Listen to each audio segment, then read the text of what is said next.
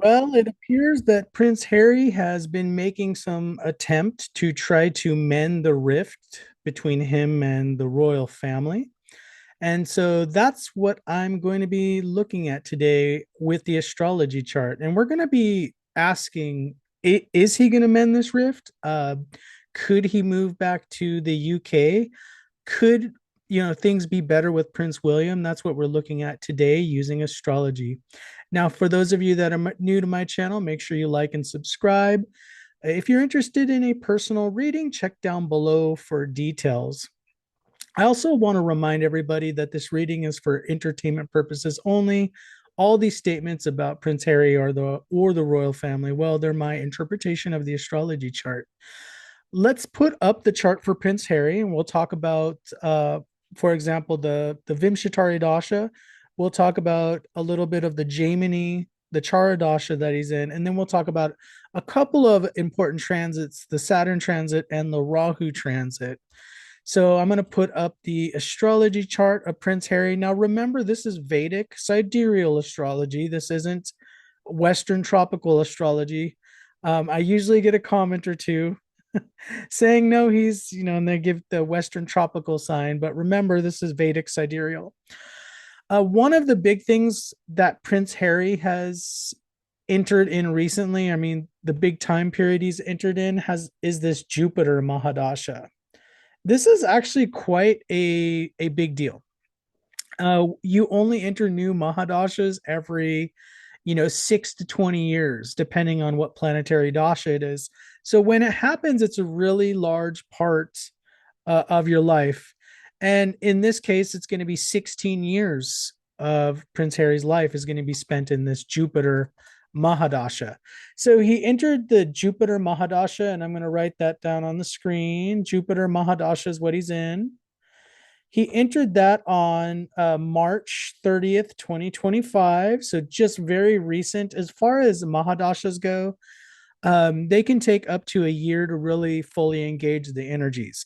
So it's interesting that he's already working towards trying to fix his relationship with his father, King Charles. So, anyways, Jupiter Mahadasha, March 2025, and then it's going to change when he enters Saturn in let's see, that's going to be March of 2041. Okay, March of 2041. So that's quite a long time period for him to be in this Mahadasha. But let's talk about it because he's in the first phase of this Mahadasha. Now, when you enter a Mahadasha, it's like the Antardasha and the Mahadasha are the same. So right now he's in a Jupiter Mahadasha, and the Antardasha is Jupiter. And that happens with every Mahadasha. Once you enter a new Mahadasha, it always starts out with its own Antardasha. Now, usually a lot of astrologers say it's all kind of a wash it's all kind of the setup phase for the Mahadasha. So sometimes you may not see as dramatic events as when the Bhukti changes. So when it goes to Jupiter Saturn. Now, he's going to be entering that Jupiter Saturn in May of 2027. So he's going to be in this Jupiter for a while, May of 2027. But let's talk about what is this Jupiter Mahadasha? What is this period generally about? Well, Jupiter is very expansive. Jupiter is usually a time of greater respect, optimism. So, regardless of what a lot of people, he's quite unpopular with a lot of people because of the Harry and Meghan, and obviously the leaving the UK, leaving the royal duties, and just everything that's happened since then, the book Spare. He's very unpopular, but it's interesting. He's entering a new era, which is actually has a lot of optimism. Jupiter's in its own sign of Sagittarius, which is really good for this placement. It means Jupiter's really strong. Jupiter, it owns the first house and the fourth house. And this is why I tend to feel like I do feel like he's going to be moving back to the UK. And I saw some headlines that were saying that apparently, and this is allegedly, Meghan Markle's worried that if he patches things up with King Charles and the royal family, that there could be a divorce. Well, this suggests a move in this astrology chart, there's a move suggested. And the reason why it feels like that to me is that homeland is activated so strongly now. But let's talk about the Saturn transit next, okay? Because this is kind of a big deal. So the Jupiter Mahadasha alone, and I just want to bring this up, this doesn't suggest a divorce per se, just being in the Jupiter, but there's other things going on, like we have the Charadasha, because a lot of people always ask, well, is Harry and Meghan, when is the end of that going to happen? Well, Jupiter Mahadasha, it doesn't necessarily suggest a divorce, the first house and the fourth house, but it doesn't necessarily exclude one either. We have to look at other factors here. Okay. Um, and I believe if we look at Megan's chart, and we'll do that in another video, I do feel like her chart is more indicative of a divorce or something like that, whereas Prince Harry's is not as much. So anyways, let's talk about the Saturn transit. So Saturn, it's entered the sign of Pisces here, transiting Saturn, not his natal Saturn over here. Transiting Saturn entered the fourth house of Pisces. That was at the end of March. So at the same time he entered the new Mahadasha was the same time that Saturn entered the sign of Pisces. And it's going to be there for almost 3 years because of the retrograde motion. So I believe it's till like February of 2028, but it's going to go into the sign of Aries for a little bit. But more or less, it's there for almost 3 years. So all of this year, next year, it's in the fourth house. Now, I do feel like this is what the obstacle is right here. So the fourth house is all about home, relocating, things like that. So there's a couple things I want to bring up with this. So Saturn in the fourth house is going to represent a lot of obstacles and delays. So even if he does patch things up, sort of with the royal family, if he wants to move back home, there's obstacles and delays. So even if the king was to say, okay, he can move back, whatever, we'll just allow him back. There's this whole bureaucracy that's built on, the bureaucracy doesn't change that quickly. The advisors, everything around, so even if the king changes his mind, there might be a lot of momentum to this situation of like not really wanting Prince Harry to be back in back home in the UK, or finding him an appropriate place. So there are a lot of obstacles and delays. And remember, fourth house represents home, it represents residence, it also represents homeland. Okay, so there's obstacles, delays, problems establishing. And then even if he gets there, and usually the obstacles and delays are pretty long with Saturn. I mean, it might not be like he's moving next month. It might be like a couple of years from now he finally moves. But if he's still in that Saturn, it's like maybe he gets a little small place that he can stay in, and it's very heavily, tightly managed, very tightly choreographed. So that's the thing. So there's a lot of hesitancy with and I know he can, essentially he can travel there, but it's an idea of being welcomed back. Is he going to be welcomed back there? So there are some obstacles and delays that are happening. This could prevent it's just a hasty move. There's a lot of people that want to see, for example, the relationship with Meghan end.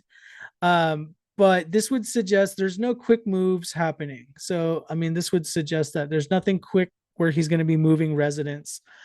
But let's talk about the Rahu transit. So the Rahu transit is in the third house of Aquarius. Now, this is interesting because third house can represent siblings. So we do need to talk about that for a moment. And, third house with Rahu there could be some real attempts to try to patch things up with Prince Harry during, and this started in May of 2025. And it's going to be going till December of 2026. Okay, so for the next year and a half, 18 months, he's going to be trying to patch things up with Prince William. And even though I see a lot of, headlines saying there's no way he's going to patch things up, he may make some headway over the next year and a half. Because Rahu is kind of like trying to find some sort of crack in the armor, some sort of crack in the wall where he can get through.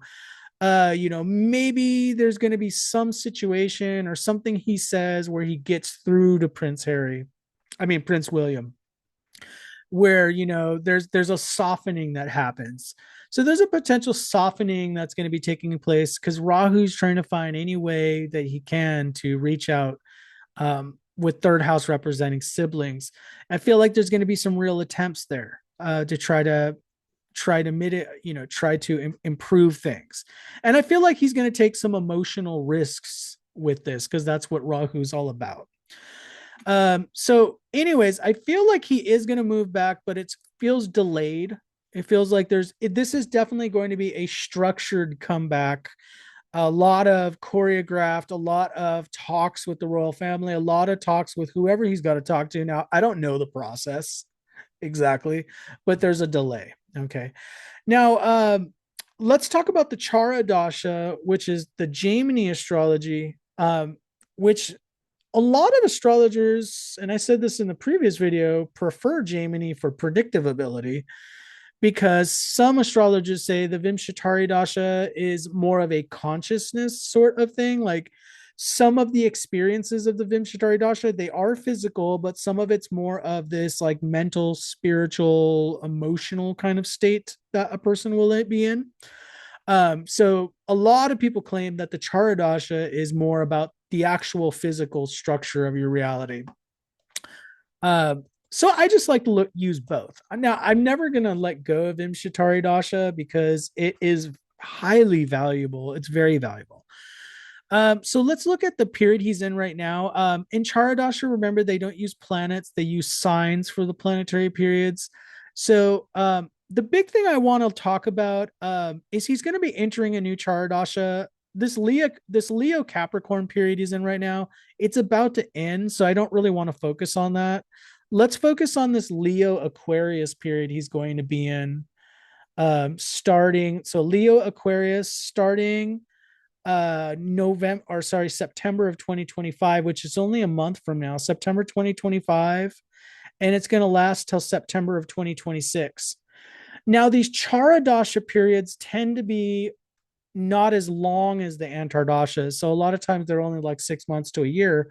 So sometimes we can get a little more information. Okay, what is this year? Because if you look at Jupiter Antardasha, it's, over 2 years long. So it's like trying to get some more predictive power out of that 2 years. We have to look at transits. We can look at Prant and Tardasha, which are the smaller sub periods, but it kind of gets a little more nuanced. But let's talk about Leo Aquarius. So that's going to be September 25, 2026, just because we're kind of looking for change. So this previous period, we kind of know what it's about. He's trying to like seek alliances with his family again. He's trying to get things better with that, with patching things up with his father. So Leo Aquarius, again, it's interesting. What's going to be focused here is the ninth house. We also got to look at the Padas because those houses get activated, and then Aquarius. So we got the 12th, the 11th. Again, this is interesting. So his father is the father and his brother are mega activated during this time. Isn't that just super interesting? Now, I will say this, and I actually wasn't even thinking of this before I recorded the video. But I'm realizing that K2 is in the sign of Leo, and this could suggest a difficulty for his father, King Charles, as far as his health. So I do need to point that out. With K2 in the ninth house, there could be a real effort to mend things because maybe he sees or senses that his father's health is not doing well. So there's kind of this like rush almost to try to make things right because, well, who wouldn't? Who you're going to try to make things right if you know that there's a potential bad health situation. I never have felt that in all my readings that Prince Harry has a problem with his father, King Charles, I feel like it's mostly just been influenced with him being married to Meghan Markle. So I don't feel like he's mad at his father. Um, I don't even know if he's necessarily mad at Prince William. I think a lot of it has been guided by Meghan. That's my opinion, but and I feel like the chart somewhat suggested. I mean, I did do a chart reading um, talking about this idea of enchantment that could have happened, so that's interesting as well. But I do feel like there's a rush there because the next year is going to be very pivotal. So that's interesting. The Leo Aquarius period is very much focused on brother and father. Very, very interesting. So that's quite interesting. Now I feel like there are some endings here. So the 12th house is activated, financial losses. There could be some financial issues during this next year for Prince Harry. And I think a lot of people have been talking about that since Prince Harry and Meghan they got married, like there was this news article I read that she had assumed that he was more wealthy or than he actually is, because apparently the money isn't, it isn't like there's all this liquid cash necessarily like laying around. It's like tied up in different trusts and different things that are going on. So, and then also the royal family, there is some like regulation there with the wealth. So anyways, there's some speculation that there was some disappointment with that. And that's why people have speculated they've been trying to make all these deals and things, but these deals have been falling flat a lot or not doing as well as as they had hoped. Um, so, anyways, that's my kind of like small checkup on Prince Harry. I do feel like he's going to be making some headway in these visits, in these meetings, in these attempts to mend things with the king. I do feel like he's going to make some headway, even though it's going to be very slow and it's going to encounter delays. And I actually do feel like he is going to move back to the UK eventually. Whether people are totally against it or they're happy, I feel like it's going to happen. I feel like the astrology chart is definitely supportive of that. We didn't talk too much, but about his experience in the U.S. But his 12th house has got K2 and Mars there, which suggests not a great experience. So he even may want to just move because he's just not feeling it in the U.S. So, anyways, I'm going to wrap up this video. Let me know what you think down below in the comments. Please tell me, what you think about this whole situation, or even some suggestions on some more videos to do about the royal family, or whatever you would like. Thank you so much, and I will see you all in the next video.